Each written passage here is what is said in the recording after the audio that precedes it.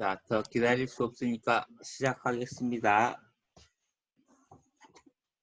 그, 오늘부터 하는 것은 지난 시간에 이야기한 것처럼 통계학의 기본적인 방법들에 대해서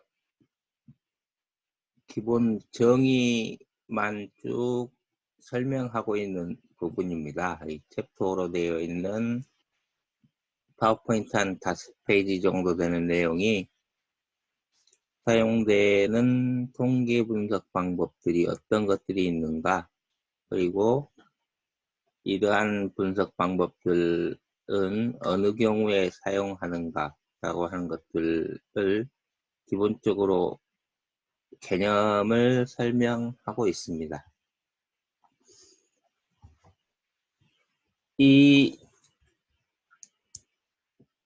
우리가 지금 사용하는 공부하는 부분에서 통계 분석 방법은 일반적으로 기술 통계라고 이야기합니다. 기술 통계, 그러니까 기록할 기자에 서술할 서자에서 기술 통계라고 이야기합니다. 어떤 현상에 대해서 그걸 기록하고 설명할 수 있는 자료로 만들어내는, 그러니까 이 수치들을 이용해서 분석을 해서 그 수치들을 분석해서 어떤 현상을 기록하고 설명할 수 있는 통계 자료로 만들어내는 방법을 기술 통계라고 이야기해요. 기술. 그래서 이 기술이라고 하는 단어가 과학이나 기술과 같은 것을 나타낼 때 쓰는 단어가 아니다라고 하는 것을 생각해 두시고, 일단 이 통계학, 여러분들이 배우는 통계학에서 분석하는 통계 분석 방법들은 이 표본의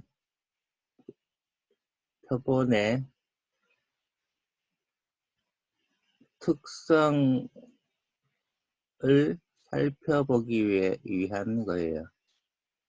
표본이 어떤 특성을 가지고 있는지를 살펴보기 위해서 사용하는 것들이다. 그러니까 표본의 특성을 분석하는 것이다. 기술 통계이고 표본의 특성을 분석하는 것이다. 표본의 특성을 분석하는 것이다. 이제 지난 시간에 한 것처럼 이것들은 설문에 사용한 이 척도의 종류에 따라서 분석하는 방법이 제한된다. 어떤 척도를 사용하느냐에 따라서 사용할 수 있는 통계 분석 방법들이 결정된다. 그러니까 명목 척도를 사용을 해버리면 분석할 수 있는 게 굉장히 분석 방법이 한정되고요. 이제 뒤에 가면은 다시 설명을 하겠지만, 그래서 설문조사를 하거나 통계조사를 할 때 설문지의 사람들이 응답하는 것을 가급적이면 숫자로 적을 수 있게 해주는 것, 비율 척도로 기록할 수 있게 또는 등간 척도로 기록할 수 있게 해주는 게 가장 바람직하고요. 그러니까 이제 명목 척도는 지난번에 했던 성별, 남자냐 여자냐, 뭐 몇 학년이냐, 어느 지역에 사느냐 등등과 같은 것들에 대한 것을 조사하는 것들이 이 극단적인 명목 척도라고 이야기를 했는데, 그렇게 조사한 자료만 가지고는 분석할 때 사용하기가 굉장히 한정되겠다라는 생각이 들지요. 이제 그런 것처럼 사용하는 척도에 따라서 이 사용되는 분석 방법들이 굉장히 한정되게 된다. 나가는 걸 기억해 두시고요.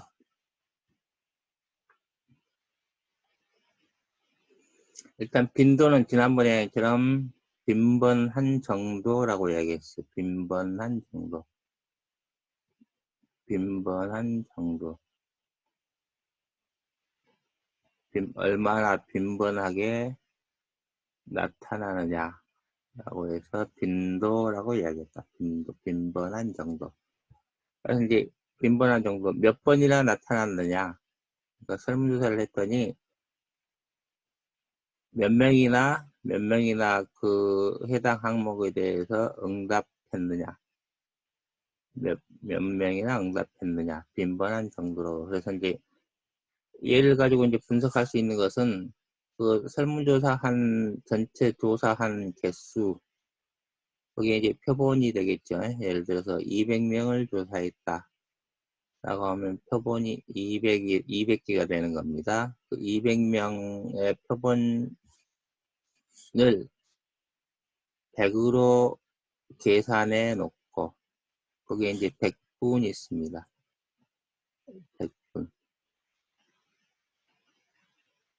100으로 이 단위를 조사해 놓고 100분이라고 얘기하면서 100분위 수 표본을 100분위 수로 정해두고 그 100분위 수 중에로 정해두고 조사한 설문 200개를 이제 쭉 계층을 나눠보는 겁니다. 계층을 나눠보는 거예요. 그게 이제 4분위 수는 4등급으로 100분위 수로 나눠놓고 그걸 4등급으로 나눈 것. 그리고 각각이 어디에서 끊기는가. 라고 하는 게 절단점. 이제 그 다음에 이제 중심화 경향은 이 100분위 수로 100으로 해서 나눠놓고 볼 때 가장 이 중심에 위치한 위치한 게 어느 것으로 볼 수 있는가 라고 하는 것을 살펴보는 것. 이게 이제 왜 중요하냐면 첫 번째는 표본이 어떤 것은 1000개짜리가 있을 거고요. 어떤 것은 2000개짜리가 있을 거예요. 근데 이걸 이 1000개짜리를 가지고 이 빈번하게 나타나는 정도를 쭉 조사를 할 경우하고 2000개짜리를 가지고 조사를 할 경우하고 특징이 달라질 거고 그 다음에 응답하는 걸 응답지의 항목을 어떤 사람은 1, 2, 3으로 응답을 하는 사람이 있고 어떤 사람은 1, 2, 3, 5로 조사를 한 사람이 있으면 똑같은 내용에 대해서 응답을 했는데 이 A라고 하는 사람이 만든 설문지에서는 3으로 응답한 사람과 B라고 하는 사람에서 5로 응답한 사람은 별다른 의미나 차이가 없이 동일한 것을 응답했는데 숫자를 3과 5로 놓고 3으로 응답을 하고 5로 응답했다는 것 때문에 이 사람이 응답한 게 더 크게 보일 수 있는 가능성이 있는 거예요. 첫 번째는 그게 있고 이제 표본의 크기가 1000짜리인 경우와 2000짜리인 경우 또 100개짜리 설문지를 100명만 조사한 경우와 1000명을 조사한 경우와 2000명을 조사하는 경우도 이제 얘들은 실제로는 동일한 집단에서 뽑아낸 것인데 표본의 개수의 차이에 의해서 얘가 더 훨씬 더 값이 커지겠죠. 전체적인 걸 다 모으면.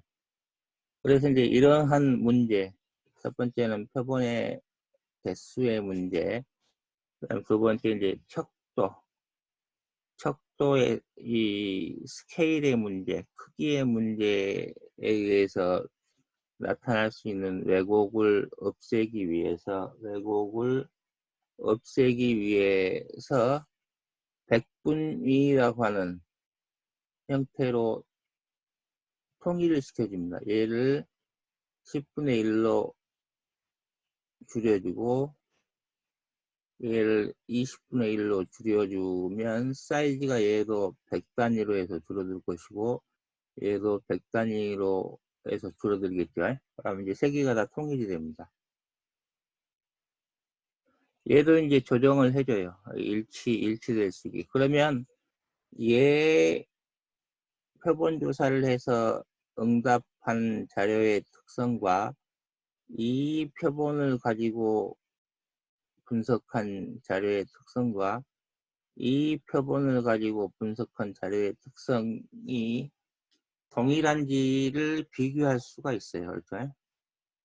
동일성 여부를 비교할 수 있어요. 이 동일한 모집단에서 이 표본들을 뽑아냈다면 표본의 개수에 의해서 발생되는 문제를 제거해주면 얘가 갖는 특성이나 얘가 갖는 특성이 같아야 될 거예요. 그렇죠? 여러분들이 생각해서도 그렇잖아요. 그래서 이제 그렇기 때문에 이 스케일, 흔히 이야기하는, 여기서 이야기하는 스케일은 다른 거예요. 이제 크기, 그러니까 스케일. 여기서의 스케일은 크기에 따른 문제. 100개짜리냐, 1000개짜리냐, 2000개짜리냐. 응답지에 1, 2, 3으로 응답을 받느냐, 1, 3으로 응답을 받느냐의 것과 같은 크기에 따른 문제를 제거를 해줘야만 이 각각의 표본 집단들이 동일한 모집단에서 나온 것인지 여부를 비교해 볼 수 있고, 그래야 이 비교해서 동일한 특성이 나와야만 이것들을 사용할 수가 있는 거예요. 이게 이제 왜 그런 문제가 생기냐면, 왜 이렇게 이 스케일을 동일하게 만들어야 하냐면, 어떤 때, 그러니까 예를 들어서 설문조사를 할 때 되게 1000명에 대해서 설문지를 받자라고 했는데, 사람이라고 하는 게 이 기간을 정해놓고 이 특정 시간 동안에 1000명을 받자라고 했는데, 1000명이 설문 응답을 다 안 하는 경우가 생길 수 있어요. 그러니까 1000명에 대해서 설문지를 못 받는 경우가 생길 수 있어요. 어떤데, 그러니까 1000명을 받으려고 했는데 900명밖에 못 받았어요. 그러면 이 100명을 못 받아, 시간은 정해져 있는데 100명을 못 채웠다라고 해서 이 900명에 대해서 받은 설문지를 사용할 수 없느냐. 또 이제 한 6개월 정도 지나서 동일한 조사를 해서 또 1000명을 받았더니 그때는 1000명이 거쳤어요. 어떤 때는 800명이 거쳤어요. 다시 얘기하면 이 표본의 사이즈가 동일한 내용을 가지고 조사를 할 때 했는데, 어떤 때는 1000개, 어떤 때는 900개, 어떤 때는 800개가 거쳤는데, 이걸 사이즈가 여기서 설명한 것처럼 다른데 이걸 그러면 비교할 수가 있느냐? 표본이 그 설문조사를 한 개수가 다른데 비교할 수 있느냐의 문제가 생기는 거죠. 그리고 또 어떻게 비교할 것이냐 라고 하는 문제가 생기는 겁니다. 그래서 이제 첫 번째로 이것들을 가지고 할 때 이제 이것을 크기를 동일하게 만들어 놓고 100으로 이 변환을 단위로 변환을 시켜서 환산을 시켜놓고 이것들의 기본적인 특성이 같은지를 먼저 보는 겁니다. 얘가 가지고 있는 특성과 얘가 가지고 있는 특성과 얘가 가지고 있는 특성이 아주 기초적인 특성들이 같으면 이것들은 동일한 집단에서 뽑힌 것이고 우리가 이 세 가지 여기서 이야기한 이 시점을 달리해서 비교를 한 이 자료들이 유용하게 써먹을 수 있는 자료들이다 라고 이제 판단을 할 수 있겠죠. 그래서 이것들을 기본적으로 이제 특성들, 기본적으로 표본의 특성들, 빈도 분석은 표본의 특성들, 표본이 가지고 있는 특성들을 살펴볼 때 사용하는 아주 단순한 방법입니다. 그래서 가장 단순한 방법이고 첫 번째는 백분위수로 변환을 시킨다. 100을 기준으로 해서 변환을 시킨다. 두 번째는 이제 중심이 어디에 있는지를 보니까 지금까지 설명한 것은 백분위로 왜 바꾸느냐라고 하는 것을 설명을 했고요. 두 번째는 중심이 어디에 있는지를 먼저 이제 그래서 이게 800개짜리, 900개짜리, 1000개짜리의 표본 집단이 동일한지 여부, 동일성 여부를 살펴보는 방법의 첫 번째는 중심이 같으냐, 중심이 세 개의 표본들의 중심이 동일하냐 여부를 가지고 먼저 이제 동일성 여부를 판단을 합니다. 중심. 그래서 중심이라고 하는 것을 가지고 판단을 하는데 이 중심이 어디에 있느냐라고 하는 것을 이제 확인을 할 때 사용하는 중심으로는 이제 가장 많이 쓰는 게 평균입니다. 평균. 지난번에 이야기했잖아요. 평균이고 여러분들 평균을 많이 배웠습니다. 그 다음에 이제 지난 시간에 얘기한 중위수. 중위수도 중요합니다. 가운데 중자에 위치할 위. 그러니까 가장 가운데에 있는 값이 어떤 거냐. 예를 들어서 설문을 응답을 했는데 3개를 받았는데 1, 7, 10으로 응답을 했으면 여기서 예를 들어서 20 이렇게 응답을 했으면 30, 35개 응답했으면 중위수 가운데 위치한 값은 10이 되겠죠. 10이 될 겁니다. 그런데 이 10이라고 하는 중위수와 1, 7, 10, 20, 30을 평균을 낸 평균값은 다를 거예요. 여러분들 봐도 이 세 개의 값이 너무 크기 때문에 10 이상이 되겠죠, 평균이. 그러니까 평균과 중위수는 다른데 이 중위수를 판단을 해보는 것도 중요합니다. 확인해보는 것도 중요해요. 그 다음에 이제 최빈값도 중요합니다. 최빈값. 가장 많이 응답한 값. 최고로 빈번하게 응답한 값. 그래서 최빈값이에요. 최고로 빈번하게 응답한 값. 이게 최빈값. 얘도 평균과는 다릅니다. 왜 다를 수가 있냐면, 예를 들어서 우리가 이제 응답을 했는데, 가장 응답한 그 빈도를 보니까 1부터 10만까지 있어요. 10만까지 있는데, 가장 빈번한 값이 300이에요. 300이 대부분의 사람이 300을 응답을 했는데, 한 2명이 10만을 응답을 했으면 실제로 이 표본 집단에서 특성은 300 언저리에 가깝게 나타나고 있다라고 이야기할 수 있는데 이 10만을 응답한 두 사람에 의해서 평균이 확 300 위로 엄청나게 위로 튕겨 올라가 있을 수가 있어요. 그렇죠? 일반적으로 이제 이런 것 그러니까 설문조사를 할 때 대부분이 300언저리로 나타났다라고 나타났는데, 한 명이나 두 명이 10만원을 응답을 했으면, 이제 통계 분석을 할 때는 이 10만으로 응답한 사람, 그리고 또 0으로 응답한 사람이, 이 1로 응답한 사람이 또 한 명이나 두 명이 있어요. 그럴 경우에 이제 통계 분석을 할 때는 여러 가지 방법을 씁니다.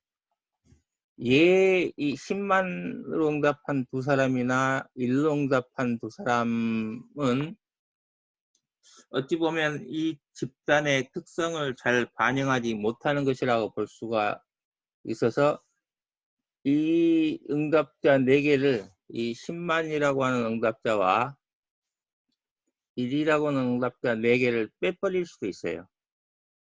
빼버리고 나머지 300언저리로 전체적으로 쭉 모여있는 그런 집단들을 대상으로 해서 분석을 할 수도 있다. 그래서 이제 이렇게 이 표본 집단에서 툭 벗어나 있는 이러한 값들을 특이치라고 이야기합니다. 특이치. 아주 특이하게 응답한 값. 그래서 특이치라고 이야기를 해요. 영어로는 아웃라이어라고 이야기합니다.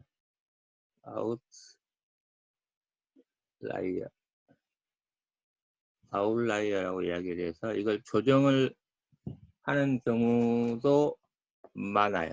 그래서 이제 중심화 경향을 파악하는 방법은 여러 가지가 있어요. 이제 평균도 또 뭐 기압 평균, 산술 평균 여러 가지가 있다고 고등학교 때 이제 중고등학교 때 배웠죠. 평균을 내는 방식도 여러 가지가 있다. 물론 이제 엑셀에서도 그렇고 뭐 원래 이제 오프라인 수업을 할 때 사용을 하기로 한 SPS도 그렇고, 이 평균을 구하는 방법, 중위수를 구하는 방법은 그냥 클릭을 하면 쭉 계산돼서 값이 나옵니다. 그래서 이제 표본의 특성을 분석하는 방법 첫 번째는 평균이 있다. 평균이 중심값, 중심화 경향이 있다. 중심화 경향이 있다. 라고 하는 게 있다. 한 10분만 쉽시다. 학교에서 계속 전화가 와서요. 잠깐만 쉬었다가 합시다. 11시 10분에 들어오세요. 아시겠죠? 자, 시작하겠습니다. 죄송합니다. 시작해도 되겠습니까? 여보시오. 다들 모이시오. 네. 그래서 이제 자료를 여러분들이 설문조사를 하면은 제일 먼저 이 빈도 분석을 해서 확인을 해봐야 해요. 그러니까 여러 가지 특성들을 살펴봐야 한다는 겁니다. 그 중에 이제 첫 번째가 중심화 경향을 살펴라 라고 하는 것이 첫 번째. 이게 이제 그 아까 이야기했던 것처럼 동일한 표본 집단에 대해서 여러 번 설문조사를 하거나 또는 뭐 지역을 나눠서 전라도 지역, 충청도 지역, 서울 지역 등으로 나눠서 하거나 하는 형태가 아니고 한 번만 딱 이 설문조사를 하고 끝나는 경우일지라도 이제 중심화 경향을 살펴봐야 해요. 그건 뒤에 다시 이제 또 왜 이걸 살펴봐야 하는지를 설명을 드릴 건데, 첫 번째 중심화 경향을 살펴라. 그래서 얘를 이제 센터라고 이야기합니다. 센터. 특성 중에 첫 번째 센터. 이 중앙이 어디에 위치해 있느냐라고 하는 것을 살펴봐라. 두 번째는 여기 있는 표준 편차, 지난 시간에 얘기한 표준 편차 분산, 최대값, 최소값, 그 다음에 범위 등과 같은 것을 살펴봐라. 이것을 뭐라고 얘기하냐면 영어로는 dispersion이라고 해서 딱 한 글자로 정의가 되는데 퍼짐의 정도입니다. 퍼짐의 정도. 요즘에 이제 그 젊은 통계학을 하시는 분들은 한자를 잘 쓰지 않기 때문에 한글로 퍼짐의 정도, 자료가 얼마나 퍼져 있느냐, 그러니까 중심을 위치로 해서 빽빽하게 자료가 모여 있느냐, 아니면 중심으로부터 멀리 떨어져서 있는 것까지들의 자료들이 흩어져 있느냐 등도 살펴봐라. 그래서 이제 이것 중심화 경향과 퍼짐의 정도를 살펴보려면 그래프를 그려보면 돼요. 그렇죠? 그래프. 그것을 일반적으로 산포도라는 그래프를 그려봅니다. 산포도. 산포도. 흩어져 있는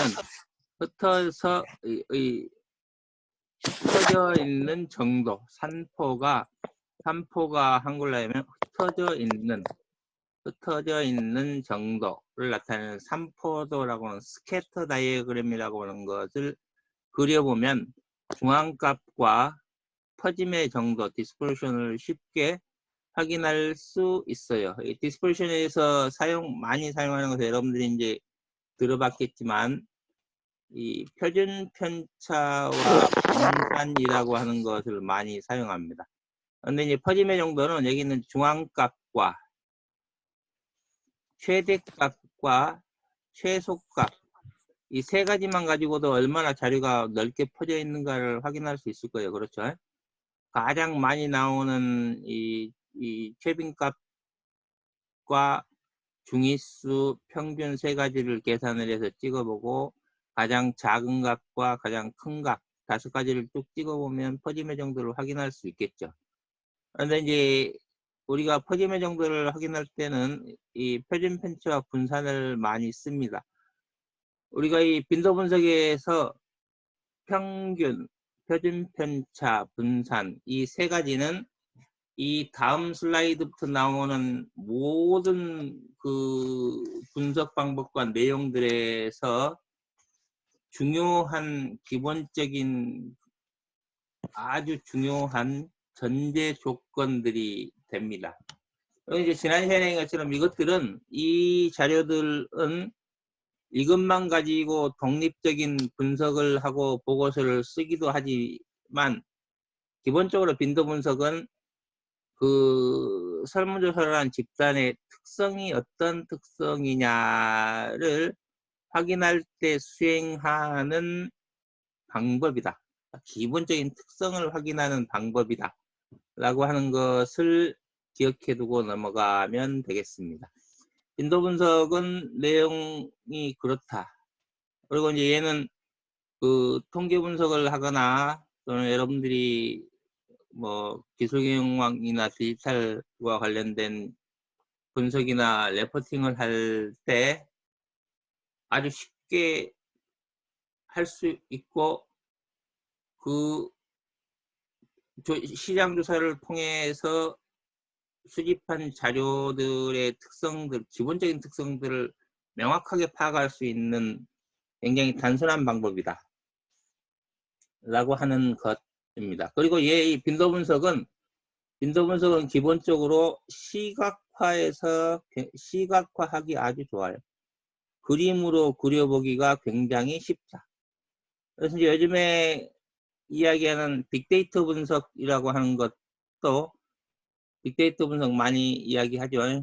요즘에 그 코로나19에서도 그 빅데이터 분석을 가지고 그 초기에, 그리고 한참 3월 달에 최근에 그 인구 이동에 대한 빅데이터 분석을 통해서 사람들의 이 거리두기가 어떻게 변하고 있는가를 분석하고 있는 것들도 결국은 이 빈도수를 가지고 시각화를 시켜놓은 겁니다. 빈도수를 가지고 지역에 따라서 시각화를 시켜둔 거죠. 그래서 빈도 분석은 숫자로 나타내는 경우는 몇 개의 숫자밖에 나타낼 수가 없는데, 시각화시키면, 그래프로 나타내면 그 수집한 데이터를 모두 다 한 그래프에 표시를 해줄 수가 있기 때문에, 빈도 분석만을 가지고 독립적인 분석을 하는 경우에는 이제 여러분들이 마지막으로 기억해야 할 게 시각화를 시켜줘야 한다. 반드시 그래프로 그려줘야 한다. 그래서 이제 빈도 분석에 따른 시각화와 관련된 부분들은 이제 이 챕터로 되어 있는 한 서너 페이지의 슬라이드가 끝나고 나서 자세하게 설명을 할 겁니다. 그래서 이제 제가 오늘 새벽에 이번 주차 강의 자료실에 zip 파일로 해서 파워포인트 파일 한 5개 정도를 올려놨어요. 그러니까 이제 다음 주 우리가 월요일 날 수업은 안 하기로 했으니까 목요일 날 수업할 때는 올려드린 파워포인트 파일, zip 파일을 풀어서 파워포인트 파일들을 프린트 해가지고 그걸 보고 수업을 합니다. 아시겠죠? 그 파일들 다운로드 받으세요. 아시겠습니까? 네. 네. 그래서 이제 두 번째 분석 방법은 이 T검정이라고 하는 분석 방법입니다. 많이 써요. 많이 쓰는데 이제 고등학교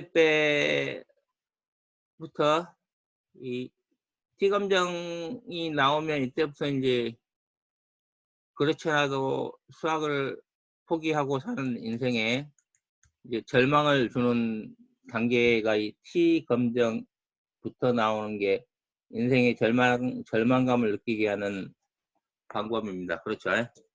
근데 이제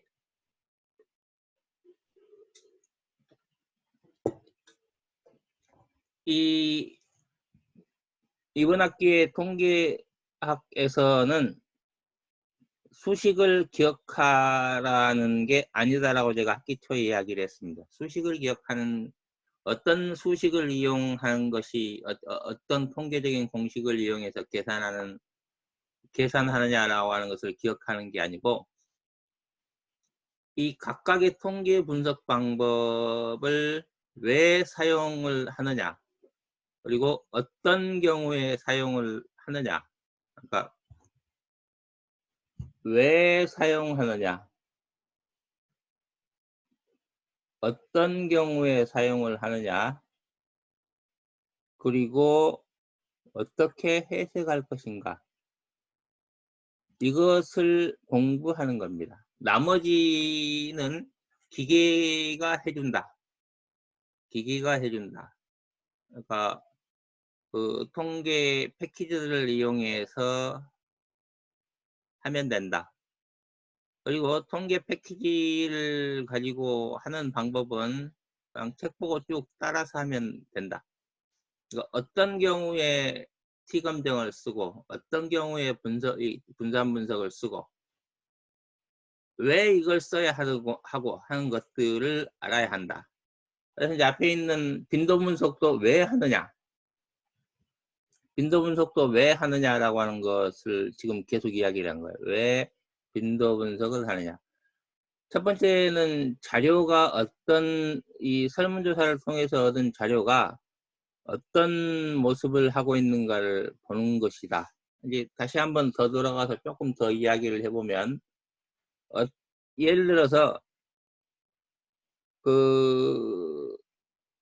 전체 집단, 그걸 모집단이라고 했죠. 모집단, 전체 모집단에 대한 특성은 돈이 많이 드니 이 전체 모집단을 조사를 하려면 돈이 굉장히 많이 들겠죠. 설문조사를 하는데 비용도 많이 들고 시간도 오래 걸리니까 전체 모집단에 대한 조사는 5년에 한 번씩 하고 나머지 가운데 있는 4년 동안은 표본을 한 500개씩만 뽑아서 조사를 하고 분석을 한다라고 하면 이제 5년에 한 번씩 하는 모집단의 빈도 분석을 해서 중앙값과 퍼짐의 정도를 분석할 수 있겠죠. 그러고 나서 이제 매년 하는 이 1000개짜리, 500개짜리 또는 100개짜리 표본들의 집단을 뽑아 놓고 나서 그게 이 모집단의 특성을 그대로 가지고 있는지를 보기 위해서 이 중심값과 퍼짐의 정도를 계산을 해보고 그걸 모집단의 중심값과 퍼짐의 정도와 같은지를 비교를 해보는 거예요. 그렇게 하려면 여기 있는 백분위수로 변환을 시켜줘야 됩니다. 여기 아래에 이야기하는 것처럼 사이즈가 모집단은 예를 들어서 10,000개짜리다. 그런데 이번에 매년 하는 표본 500개짜리다라고 하면 크기에 따라서 중심값이 달라지고 퍼짐의 정도가 달라 보일 수 있으니까 얘를 100분위, 100으로 기준으로 한 값으로 변환을 시켜 놓으면 사이즈가 동일해질 테니까 모집단을 또 100분위로 바꾸고 매년 뽑는 표본도 100분위로 바꿔서 중심값과 표본을 놓고 보면 이제 이게 그 전체적인 스케일이 크기가 조정이 되니까 이게 동일한 집단의 성격, 모집단의 성격을 매년 하는 표본조사가 모집단의 성격을 반영하고 있는지를 분석할 수 있어요. 그래서 이게 굉장히 중요한 겁니다. 실제로는 별게 아닌 것 같은데 굉장히 중요한 분석 방법이다. 그래서 얘는 아까 얘기한 것처럼 여러 가지 방법을, 여러 가지 조사를 할 때 이 기본적인 통계학적인 특성을 확인하는 방법이기도 하지만 최근 사용하고 있는 빅데이터 분석은 이 빅데이터 분석의 한 7, 80%는 이 빈도 분석을 응용을 해서 하는 겁니다. 그러니까 이게 별게 아닌데 굉장히 많이 쓰이고 있고 그 어떤 사회과학적인 특성을 굉장히 잘 드러내주는 방법이다. 그래서 얘를 이 빈도 분석을 가지고 시각화하는 방법에 대해서는 다음 주 목요일 날 이야기를 해보기로 하고요. 두 번째로 이제 여러분들이 이제 빈도 분석하고 나면 그 다음에 이제 여러 가지 이제 여러분들이 확인해 보고 싶은 의문이 드는 현상에 대해서 분석을 해봐야 해요. 의문이 드는 현상에 대해서 분석을 하는데 이 T검정이라고 하는 검정 방식은 T검정은 뭐냐면 T분포표를 이용한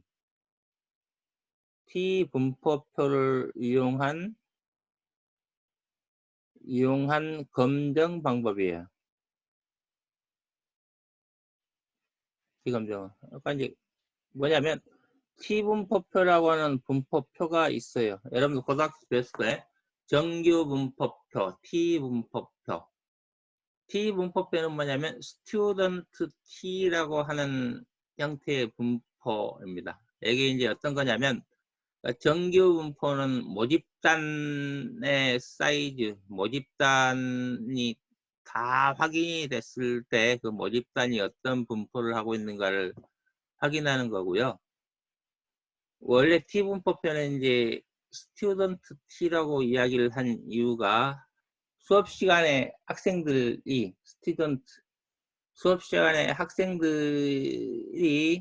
통계학을 이용해서 여러 가지 이제 그 계산을 해볼 때 사용하기 위해서 만들어진 분포표예요. 그러니까 이제 그 안에 들어있는 구성 대상의 개수가 적겠죠. 그러니까 쉽게 얘기하면 이제 표본의 개수가 적을 거예요. 그래서 대개 T분포표를 이제 실험실에서 사용할 때는 표본을 30개 정도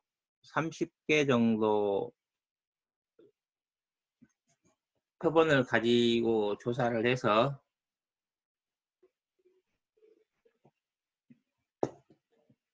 이제 계산을 해보는 방법을 쓰는 거예요. 그래서 이제 일반적으로 이 T분포표를 고등학교 때는 이제 손으로 계산을 많이 합니다. 그렇죠? 손으로 계산을 해서 그 T분포표라고 하는 테이블, 분포표, 일반적으로 통계학 책에 보면 뒤에 이제 T분포표가 나와 있는데 그 표를 넣고 이제 찾아가면서 이제 계산을 하는 방법인데 얘는 어떨 때 쓰냐면 여러분들이 생각하는 것이 맞는지 또는 여러분들이 생각하고 있는 것이 다른 사람이 주장하는 것과 차이가 있는지, 내 생각이 맞는지, 내 생각이 틀리는지, 아니면 내 생각이 다른 사람이 생각한 것과 같은지 여부를 판단해 보는 거예요. 내 생각이 이럴 것 같은데, 예를 들면 음료수를 하나 사가지고 마셨더니 양이 너무 적은 것 같아. 그래서 그 음료수 통에 봤더니 500ml로 돼 있어. 근데 아무리 생각해봐도 내가 마신 게 500ml 마신 것 같지 않아. 그래서 이 음료수가 500ml라고 돼 있는데 500ml보다 적을 것 같아. 근데 그런 생각이 들 수도 있겠죠. 그런데 우리 같은 그 생활에 떠들리는 사람은 생각만 하고 넘어가겠지만 돈이 많은 사람은 아무리 생각해도 적을 것 같아. 그래서 그 편의점에 들어가서 거기 있는 그 음료수를 모두 다 돈을 주고 사서 한 30개가 있어서 30개를 다 사서 따가지고 용량을 다 재봐요. 재봐가지고 그게 실제 500ml인지 500ml 그 용량들이 모두 다 500ml 여부인지를 이제 측정해 볼 수가 있겠죠. 그런데 이제 이 인간이 사는 세상은 오차가 있어요. 기계도 오차가 있습니다. 그렇죠? 기계도 오차가 있어요. 그러니까 이제 음료수 통에 음료수를 기계가 주입을 하는데 그게 기계에서 주입을 하다 보면은 어떤 때는 음료수가 쭉 나오고 있는 중에 밀봉이 돼서 넘어갈 수도 있고 어떤 때는 음료수가 나오는 양 쭉 500ml를 따랐는데 그 음료수 노즐에 이 관에 있는 남아있는 것들이 쭉 들어가서 500ml가 더 넘어서 밀봉이 될 수도 있고 여러 가지에서 오차가 있겠죠. 그러면 이제 500ml인데 500ml에서 플러스 마이너스 어느 정도의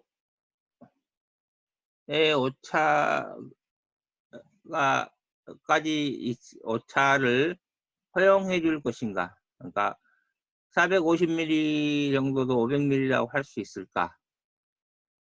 550ml도 500ml라고 할 수 있을까? 이제 우리 같은 그 빈곤에 떠들린 사람은 450ml를 500ml라고 그러면 사기꾼이라 그러겠죠. 500ml라고 500ml인 줄 알고 사서 봤더니 550ml면 아주 횡재했다고 생각을 할 겁니다. 그러니까 이제 피검정은 내가 생각하는 게 차이가 있는지 없는지 맞는지 틀리는지를 확인해 보는 방법이에요. 확인해 보는 방법. 차이가 있는가 없는가. 그래서 이걸 확인하는 방식이다. 이 윗부분은 이제 다음에 설명을 하기로 하고, 그러니까 모집단에서 뽑은 표본이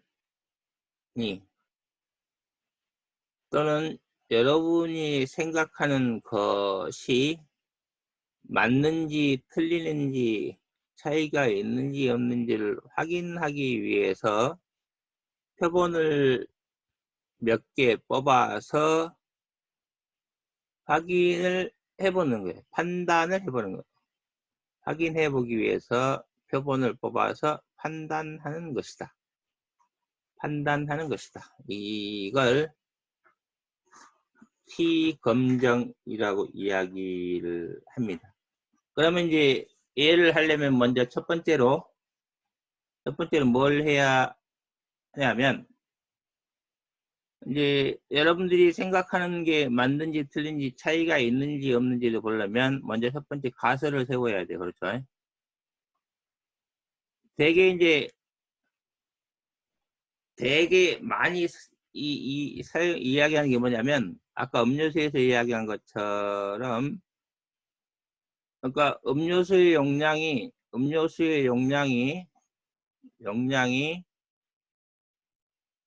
500ml다 라고 음료수 회상에서 그 음료수 캔이나 페트에 표기를 해놨어요. 그런데 내 생각에는 음료수 용량이 500ml가 아닐 것 같아요. 그래서 이제 가설을 이렇게 두 가지를 세웁니다. 누군가가 음료수가 500ml라고 주장을 하는데 내가 볼 때는 500ml가 아닐 것 같아. 그러니까 일반적으로 이제 이런 차이가 있다 없다를 분석을 할 때는 이게 생각이 들 때 확인을 해보고 싶은 생각이 이 경우로 느껴질 때 확인을 해보고 싶은 생각이 들 거예요. 그렇죠? 그래서 이제 가설을 이렇게 세웁니다. 음료수의 용량이 500ml라고 주장을 하는데 내가 생각할 때는 500ml가 아닐 것 같다. 그래서 이제 지난번에 했던 가설을 첫 번째는 귀무가설. 그래서 얘는 0가설이라고 한다. 0. 0이다. 라고 하는 가설. 그러니까 음료수 용량이 맞으면 실제 이 음료수 용량에서 500을 빼면 남는 용량은 0이 되겠죠. 그래서 얘를 0가설이라고 해요. 그래서 얘는 하이퍼시스 제로라고 씁니다. 0. 이 H가 가설이라고 하는 것의 용어예요. 하이퍼시스.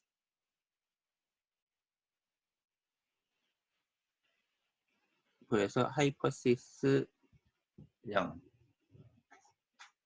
그 다음에 이제 내가 생각할 때는 음료수 용량이 500ml가 아닐 것 같아.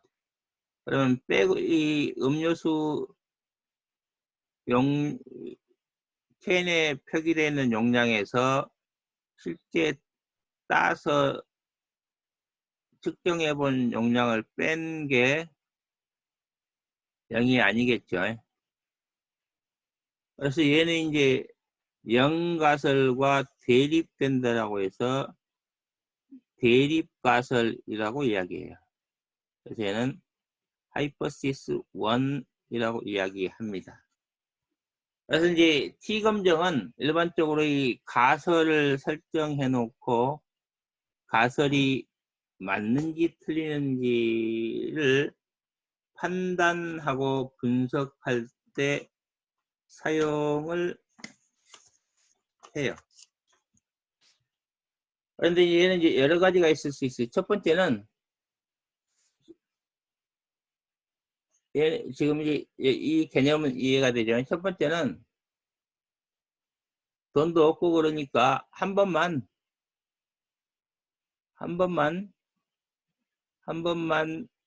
표본을 샘플을 한 30개 뽑아서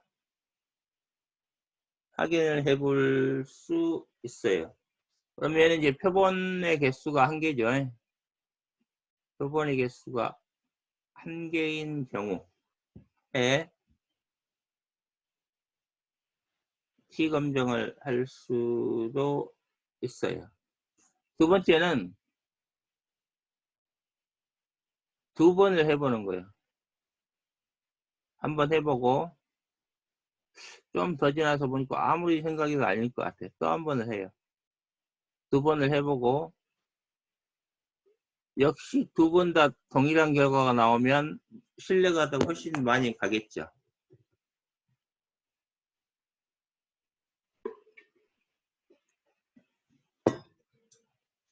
이런 것처럼 T검정을 하는 방법은 샘플을 한 번만 뽑아서 하느냐, 두 번만 뽑아서 하느냐, 뭐 두 번 이상 뽑아서 하느냐, 또는 동일한 집단에 대해서 동일한 집단에서 표본을 뽑아서 하느냐, 아니면 서로 상이한 집단에서 표본을 뽑아서 하느냐, 등등등등등등의 방법도 있을 거예요.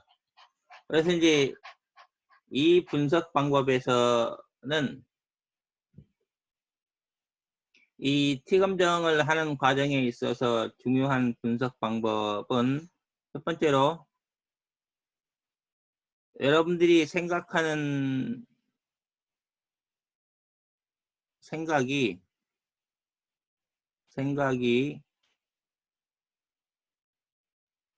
맞다. 생각이 맞다라고 결론을 어떨 때 여러분들의 생각이 맞다라고 결론을 내릴 수 있는가? 언제 여러분들의 생각이 옳다라고 이야기할 수 있는가를 결정을 해줘야 합니다. 어느 경우에 여러분들의 생각이 맞다고 이야기를 할 수 있는가? 그것을 이제 일반적으로 유의 확률이라고 이야기해요. 유의 확률. 의미가 있다라고 이야기할 수 있는 경우를 언제를 죄송합니다. 우리 집 돼지가 하도 짖어서 지금 안고 있는데 언제 이 어느 정도의 경우에 여러분들의 생각이 맞다라고 이야기할 수 있는가라고 하는 걸 결정을 해줘야 합니다. 그걸 유의 확률을 어느 정도로 잡을 것인가. 그러니까 쉽게 얘기하면 500ml짜리 음량에서 아까 용량의 음료에서 여러분들에게 이야기한 것처럼 이 실제로 측정을 해보면 기계적인 오류 때문에 500ml, 정확하게 500ml가 나오는 경우는 별로 많지 않을 거예요. 그러면 이제 어느 정도의 오차를 허용을 해줄 것인가. 그러니까 어느 정도 차이가 나도 500ml라고 인정을 해줄 것인가를 결정을 해줘야 해요. 그 어느 정도의 오차를 허용해 줄 것인가, 어느 정도의 오차를 허용해 줄 것인가를 유의 확률이라고 이야기합니다. 유의 확률, 의미 있는 확률이라고 이야기합니다. 그래서 이제 이것들은 여기에 있는 것처럼 표본을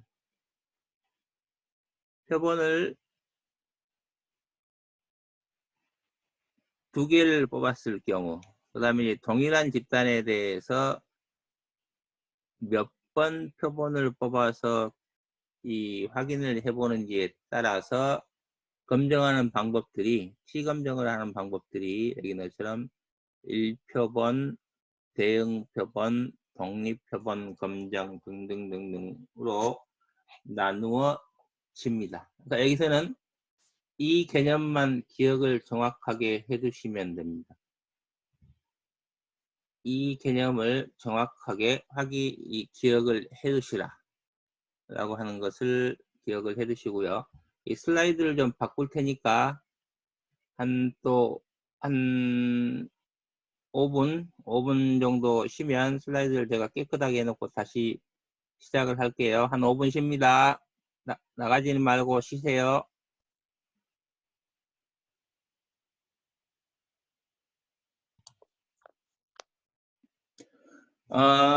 지금 이야기를 쭉 하는 데 있어서 자세하게 보면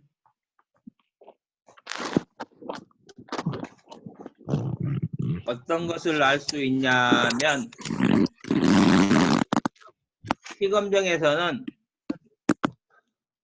T검정에서는 맞다 틀리다를 이야기를 했기 때문에 지금 뭘 사용을 했냐면 그 평균이라는 중앙값을 사용을 했겠죠.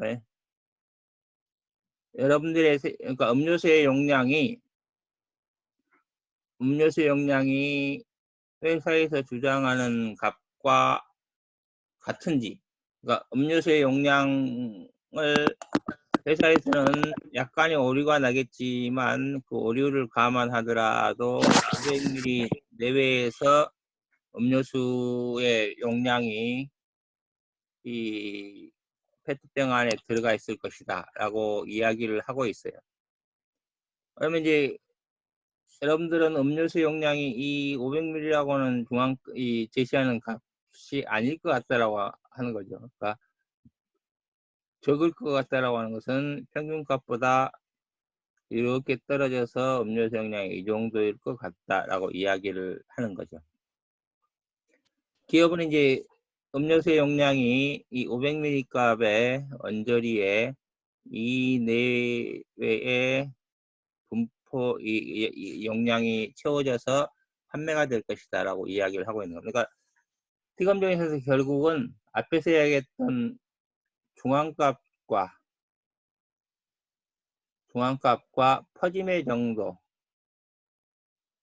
퍼짐의 정도를 가지고 계산을 해요. 그래서 앞에 나와 있는 이 기초통계량 분석에서 빈도 분석에서 쓰이는 기본적인 자료를 가지고 분석을 합니다. 그래서 티검정에서는 평균과 분산을 사용을 해서 한다. 이제 그 기초 통계량 분석을 하고 난 다음에 사용되는 모든 통계 분석 방법에서는 이 평균과 분산 두 가지를 이리 돌리고 저리 돌리고 계속 이것들을 변형을 시켜가면서 만들어낸 분석 방법들이에요. 쭈물럭거려서 만들어낸 분석 방법이다. 그래서 T검정도 이제 다음에 얘를 통계적인 실습을 해보는 과정에서 이제 어떻게 쓰이는지를 자세하게 이야기를 할 거지만 지금 이 내용을 뜯어보면 여러분들 생각에도 그렇잖아요. 그러니까 기업이 이야기하는 값이 평균이라고 보면 오차가 날 수 있다. 그러니까 기업은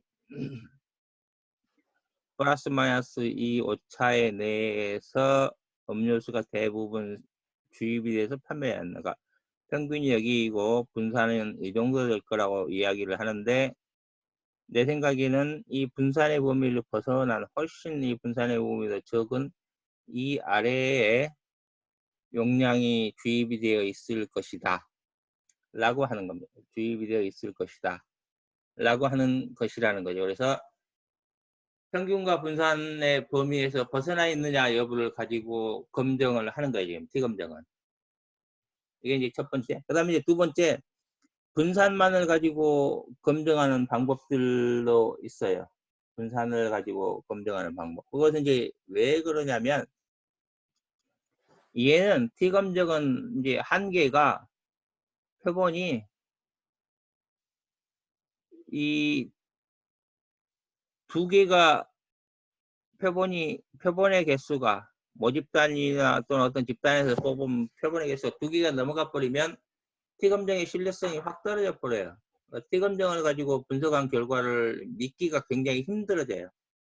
그럴 경우는 이제 어떤 방법을 간접적으로 해서 사용을 하냐면 이 표본에서 뽑아낸 집단이 그러니까 지금 음료수 회사에서는 평균이 여기고 분산이 이 정도라고 이야기를 했는데 이제 이걸 이제 분석을 하려면 앞에서 봤던 백분위수로 변화를 시켜야 되겠죠. 백분위수로 변화를 시켜야 합니다. 백분위수로 변화를 시켜서 전체적인 스케일을 통일을 시키고 사이즈를 통일을 시켜서 이제 분석을 하는데 만약에 이제 기업이 주장하는 평균과 분산이 이 정도로 돼 있는데 백분위수로 변화를 시켰는데 만약에 이 백분위수로 변화를 시켜서 뽑은 표본이 평균이 여기이고 분산이 이렇게 돼 있으면 이 두 개가 동일한 집단에서 뽑은 동일한 집단의 특성을 반영하고 있는 그런 이 것이라고. 그러니까 이 기업이 주장하는 이게 맞다라고 이야기할 수 있는가에 대해서 의문이 생기겠죠. 그래서 이게 이제 의문이 생길 수밖에 없습니다. 첫 번째. 두 번째로 여기서 이야기하는 것처럼 평균은 여기 있는데 분산이 이렇게 나와 있으면 분산이 이렇게 나와 있으면 이것도 의문이 생길 거예요. 이제 첫 번째,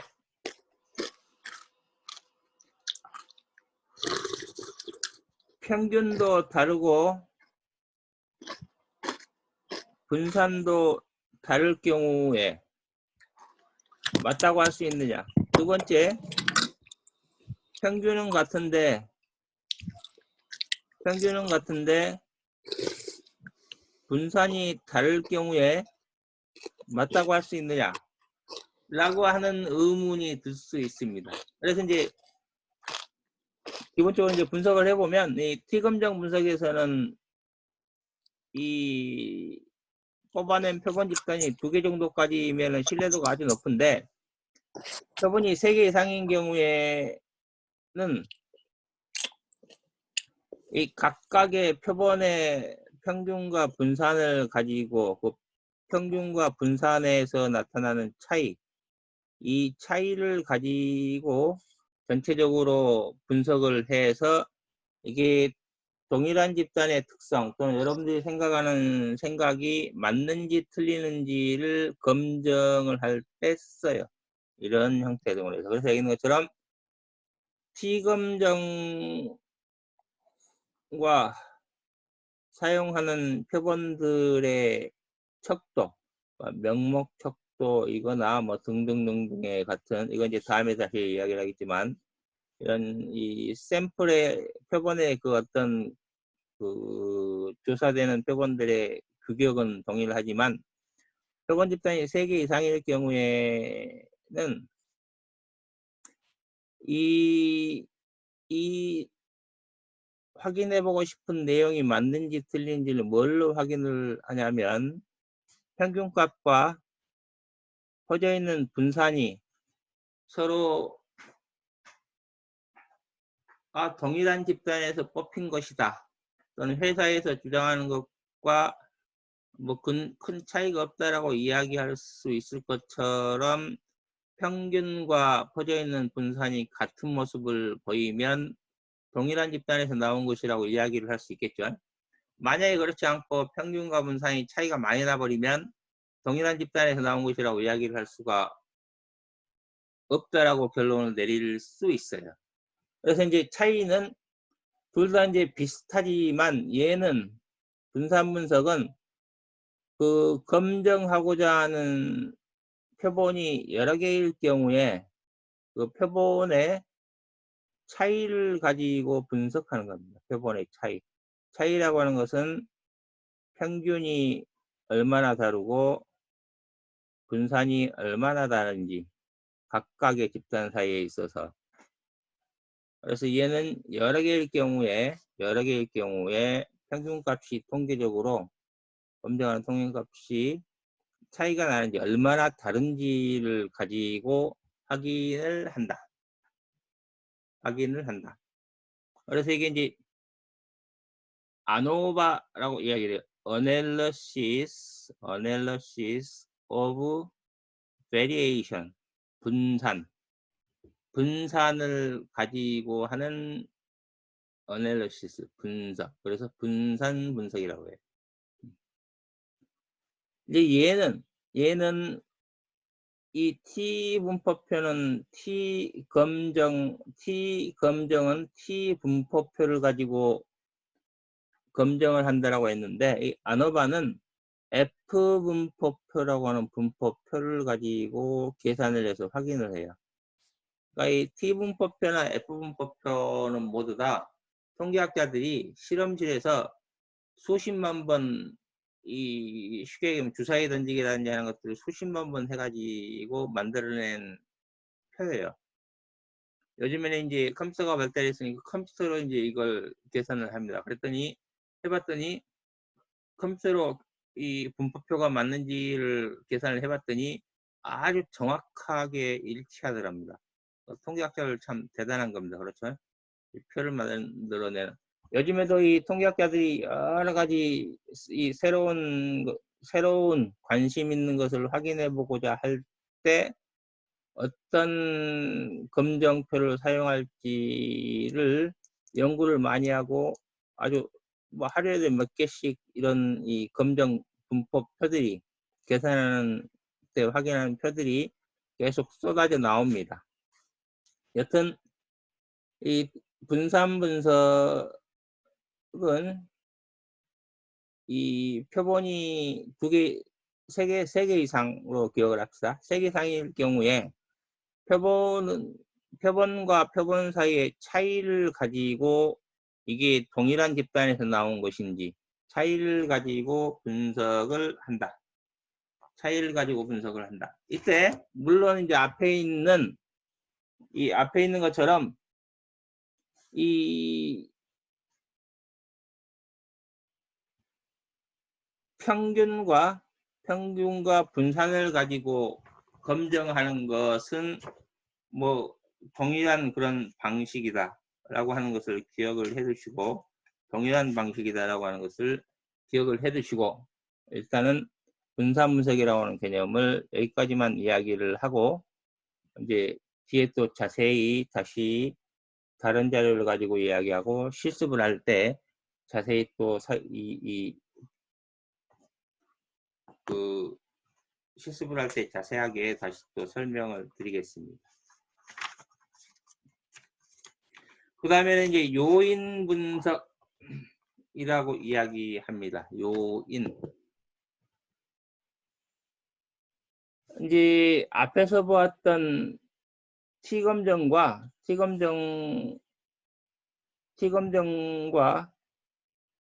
분산 분석은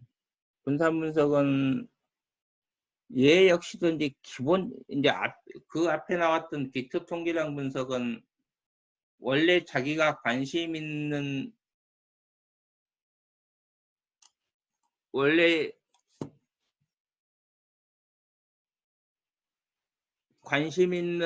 그런 자료들을 가지고 검증을 해도 되는지, 확인을 해도 되는지를 생각을 할 때 쓰는 거고, 여기서부터 나오는 요인 분석부터 나오는 이것들, 그 다음에 이제 T검정과 분산 분석 이후에 이것들은 실제 이제 여러분들이 관심 있는 항목에 대해서 분석을 하고 검증을 할 때 쓰는 겁니다. 그 중에 첫 번째가 이제 요인 분석이에요. 요인 분석. 얘는 뭐냐면, 이제 설문조사를 하면은 설문 항목을 한 2, 30개를 쭉 만들 거예요. 그런데 이제 설문 항목을 만드는데, 예를 들어서 이제 1번부터 5번까지의 항목은 A라고 하는 내용을 확인해 보기 위해서 만든 설문 항목이고, 이 6번부터 10번까지는 B라고 하는 항목을 설명하기 위한 이 내용을 설명하기 위한 설문 항목들이고 하는 것처럼 이런 식으로 이제 설문지를 구성을 합니다. 그러면 이제 뭘 먼저 해야 되냐면 이 첫 번째로는 이제 1번부터 5번까지의 항목들이 진짜로 A라고 하는 그런 내용을 설명하는 설문 항목들인가를 먼저 확인을 해봐야 될 거 아니에요. 그래서 이제 이 5개가 이 A라고 하는 내용을 설명하는 항목들로 볼 수 있는지를 확인을 해야 합니다. 그래서 이 설문 항목들이 하나의 이 내용을 설명하는 것으로 볼 수 있느냐. 그래서 이것들이 이 A라고 하는 것으로 묶일 수 있느냐. 이 A라고 하는 것을 요인이라고 이야기해요. 그래서 이 설문 항목들이 A라고 하는 요인으로 묶일 수 있느냐. 일반적으로 이제 영어로 팩터라고 이야기합니다. 팩터. 그래서 요인 분석은 팩터 애널리시스라고 이야기해요.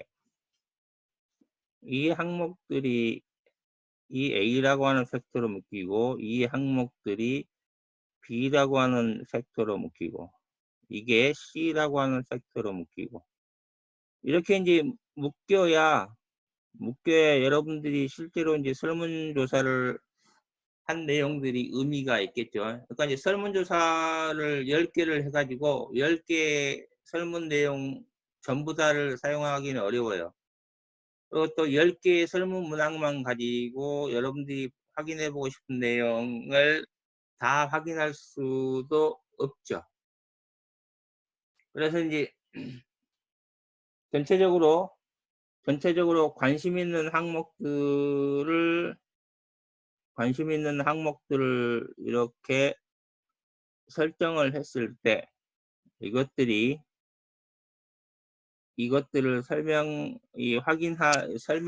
확인하는 그런 설문 문항들을 만들었을 때 그 설문 문항들이 이 항목으로 묶이는지 여부를 판단을 해볼 수 있는 거예요. 예를 들어서 여러분들은 핸드폰을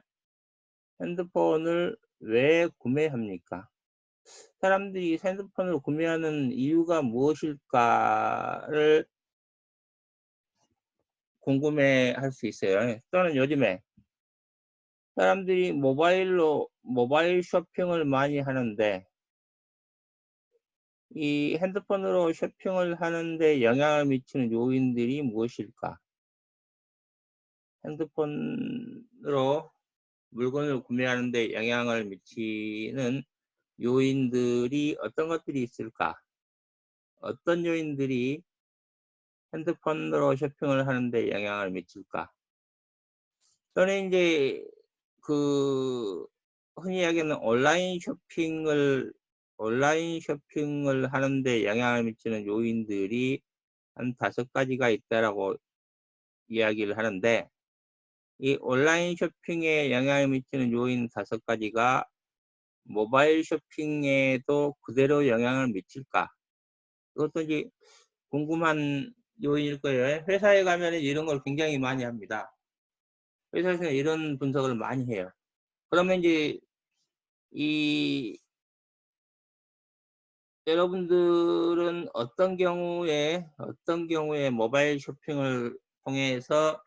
모바일을 통해서 쇼핑을 하고자 하는 생각이 드십니까? 라고 물어보면 분석하기가 굉장히 어려울 거예요. 그렇죠?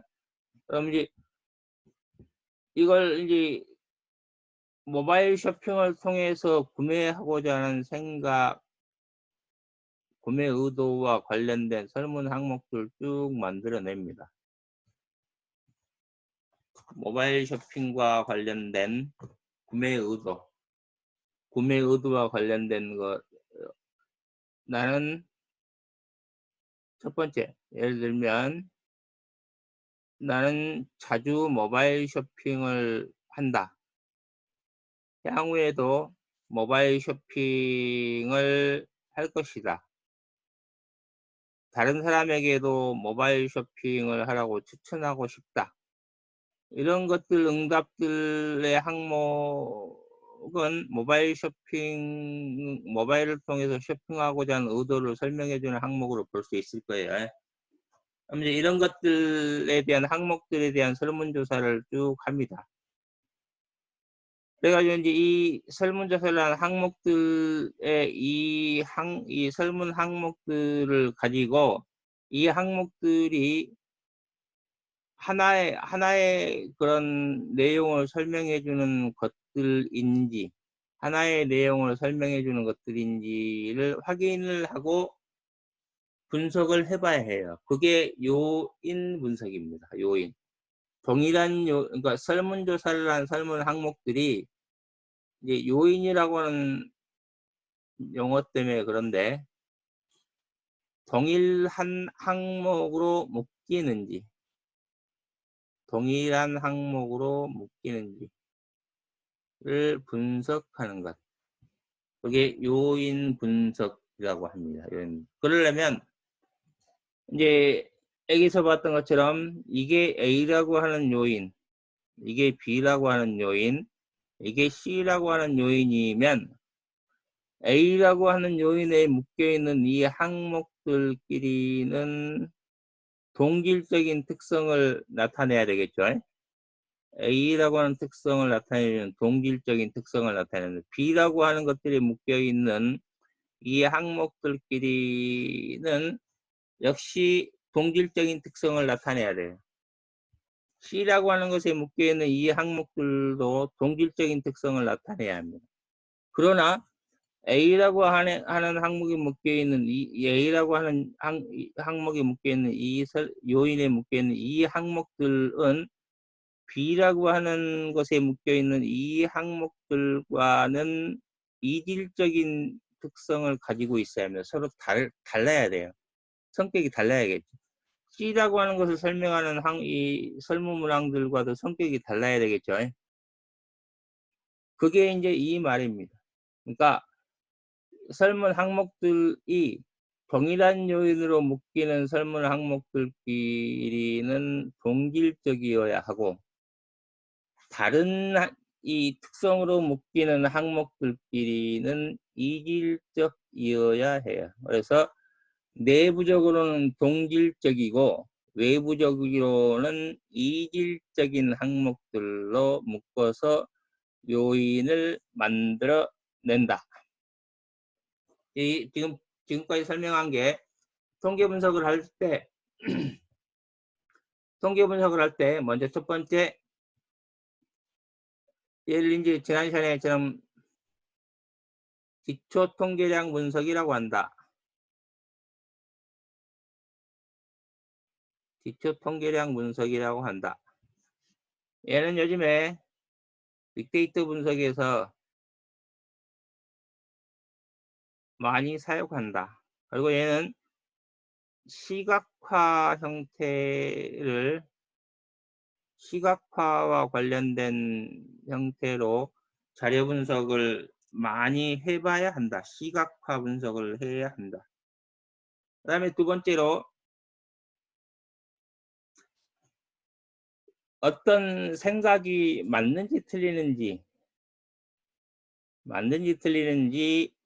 차이가 있는지 없는지를 분석을 할 때 T검정을 한다. 얘는 T분포표를 가지고 사용을 한다. 그리고 이게 이제 표본이 3개 이상이 돼버릴 경우에는 분산 분석을 이용을 해서 한다. 그리고 이제 설문을 했을 때 그 설문을 한 항목들이 여러 가지 내용을 설명하기 위해서 묶어놓은 항목인데 이 묶어놓은 항목들이 이 설문 요인들이 자기가 생각했던 항목으로 잘 묶이는지 이렇게 묶이는지를 검증하는 방법이 요인 분석이다. 물론 앞에 나와 있는 분산 분석과 이 요인 분석에서도 평균과 이 분산을 이리저리 돌려서 검증을 한다. 지금 개념들을 설명하고 있는 겁니다. 여기까지의 개념에 대해서 이해가 되시죠? 이해 안 되는 사람 있습니까? 궁금하신 분? 궁금한 거 없습니까? 교수님, 네. 혹시 화면에다가 필기하고 계셨나요? 네, 필기 안 나옵니까? 저는 안 나와요. 다른 사람도 안 나옵니까? 네, 안 나옵니다. 그래요? 네. 이거 저장시켜서 그러면 올려드릴게요. 한번 쭉 넘겨봐 보세요. 예. 네. 그러면 그런 것들은 중간에 바로바로 마이크 켜고 이야기하세요. 네. 예. 예, 네. 죄송합니다. 오늘은 여기까지 하고요. 다음 시간에 목요일 날 합니다. 네, 목요일 날 할 알겠습니다. 때는 이 슬라이드하고 올려드린 zip 파일의 슬라이드들을 쭉 이 각도에 프린트 해가지고 그걸 쭉 놓고 수업을 들어오세요. 오늘 네. 제가 이 네. 학교에서 연락 온 것 때문에 중간중간에 자주 쉬어서 죄송합니다. 목요일 날 보겠습니다. 고맙습니다. 네, 나가셔도 고맙습니다. 됩니다.